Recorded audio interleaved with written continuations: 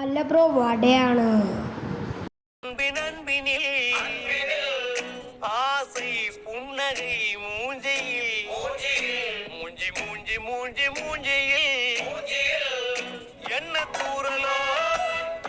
എന്താണ് ബ്രോ എന്നെ ഊശായിരുന്നു?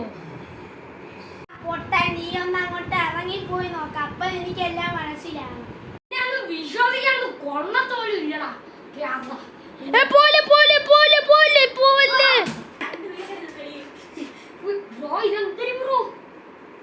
ഞാൻ പറഞ്ഞില്ലേ, നിങ്ങൾ മനസ്സിലാക്ക്. ബ്രോ, ഞാൻ പറഞ്ഞ അങ്ങോട്ട് ഇറങ്ങിപ്പോയാൽ ലൂപ്പാണ്, തിരിച്ചിങ്ങനെ അങ്ങ് വരും.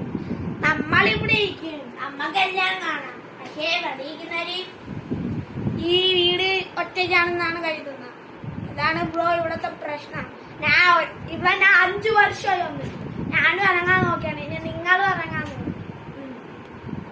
അപ്പൊ ബ്രോ എന്നാ ശരി, ഓക്കെ. പറ്റത്തില്ല ബ്രോ, ഇത് റിയൽ തന്നെ. ബ്രോ പറഞ്ഞാൽ ഇവിടെ ഇട്ടി നമുക്കൊന്ന് സംസാരിക്കാം. എന്നാ ഓക്കെ. അപ്പം ബ്രോ ഇത് ഇച്ചിരി ഡാർക്ക് ആണല്ലേ, അപ്പം നമ്മൾ ഇപ്പം എന്ത് ചെയ്യും? നമ്മൾ കുറച്ചും കൂടെ ആൾക്കാർ കൂടുതലുണ്ടായിരുന്നെങ്കിൽ പ്രശ്നമില്ലായിരുന്നു. ബ്രോയ്ക്ക് ഇപ്പോൾ ഒരു കൂട്ട് കിട്ടിയല്ലോ, പക്ഷേ കുറച്ചും കൂടെ ആൾക്കാരുണ്ടെങ്കിൽ കൊള്ളായിരുന്നു.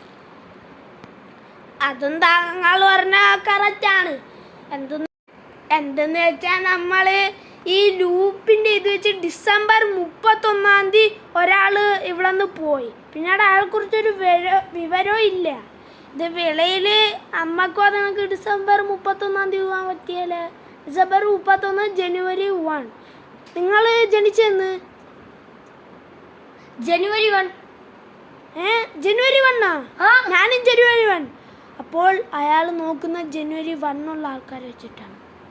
അപ്പോൾ ഒരു കാര്യം പറഞ്ഞോട്ടെ, നമുക്ക് ഒരു കാര്യം ചെയ്യേണ്ടി വരും.